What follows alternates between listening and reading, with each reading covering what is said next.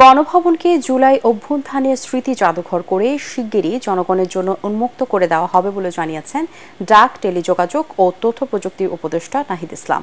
সেই সঙ্গে গত ১৬ বছরের আওয়ামী লীগ সরকারের স্বৈরাচারী শাসন, গুম, খুন, নির্যাতনের চিত্র স্থান পাবে জাদুঘরে।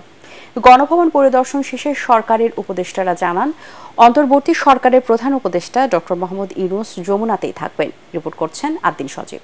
এলো ভিশন মুশকিল আসান অফার। যে কোনো ব্র্যান্ডের পুরনো ফ্রিজ নিয়ে চলে আসুন ভিশন শোরুমে আর নিয়ে যান নতুন ভিশন ফ্রিজ 20% পর্যন্ত ছাড়।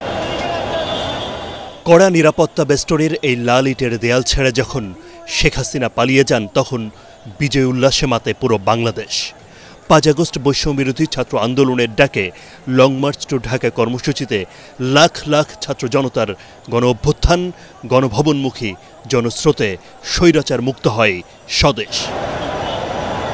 শেখ হাসিনার সরকার পতনের ১ মাস পর সেই গণভবনে এলেন অন্তর্বর্তীকালীন সরকারের ৩ উপদেষ্টা আদিলুর রহমান, নাহিদ ইসলাম এবং আসিফ মাহমুদ সজীব ভূঁইয়া।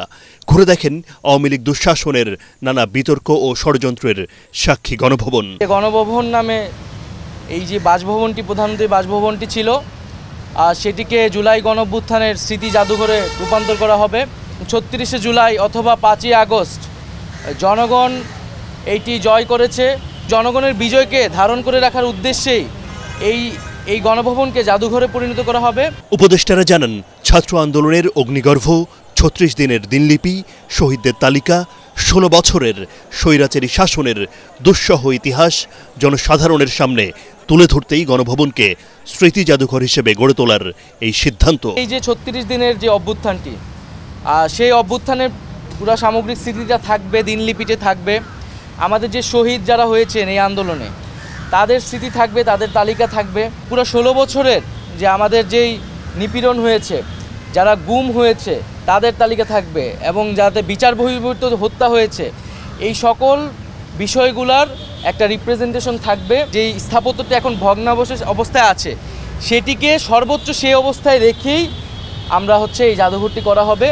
বাংলাদেশের প্রধানমন্ত্রীর এই বাসভবন জাদুঘর হলে অন্তর্বর্তীকালীন সরকারের প্রধান উপদেষ্টা কোথায় থাকবেন সে প্রশ্নেরও জবাব দেন উপদেষ্টা। পরবর্তী প্রধানমন্ত্রীর বাসভবন বিষয়ে সেটা পরবর্তীতে আলোচনা হবে। এখন আমাদের যে প্রধান উপদেষ্টা ডক্টর মোহাম্মদ ইউনূস, তিনি যেখানে আছেন যমুনাতে, তিনি সেখানেই থাকবেন। স্থাপত্য শিল্পী এবং আর্কিটেক্টদেরকে নিয়ে, যারা জাদুঘর বিশেষজ্ঞ আছেন, তাদেরকে নিয়ে একটি কমিটি করে দেওয়ার মাধ্যমে এটার কার্যক্রম শুরু হবে। শহীদদের তালিকা অনেকটা এগিয়েছে বলেও জানান উপদেষ্টারা। খুব শিগগিরই সেই তালিকা প্রকাশ করার কথাও জানান তারা। শহীদ পরিবারদের ব্যাপারে যে কমিটমেন্টগুলো, আর্থিক এবং অন্যান্য প্রতিশ্রুতিগুলো সেখান থেকে দেওয়া হবে এবং যে তালিকাটিও সেখান থেকে আমরা ঘোষণা করব। এটা এই মাসের মধ্যেই হবে। সেই সঙ্গে জুলাই আগস্টের ছাত্র জনতার আন্দোলনে আহতদের পাশে থাকার অঙ্গীকারের কথাও আবার উল্লেখ করেন অন্তর্বর্তী সরকারের এই ৩ উপদেষ্টা। কেবল জুলাইয়ের অভ্যুত্থান নয়, গত ১৬ বছরে আওয়ামী লীগ সরকারের যে দুঃশাসন, স্বৈরাচারী মনোভাব এবং তার বহিঃপ্রকাশ হয়েছে, গুম, খুন এবং নির্যাতনের শিকার হয়েছেন বহু মানুষ, তাদের তালিকা এবং তাদের যাবতীয় সব তথ্য থাকবে এই গণভবনের জাদুঘরে, যাতে করে ভবিষ্যতে দেশে এবং দেশের বাইরে এটা একটা উদাহরণ হয়ে থাকতে পারে। এমন আচরণ করলে, এমন দুঃশাসন করলে এই পরিণতি হতে পারে। আদ্দিন সজীব, এটিএন বাংলা, গণভবন, ঢাকা।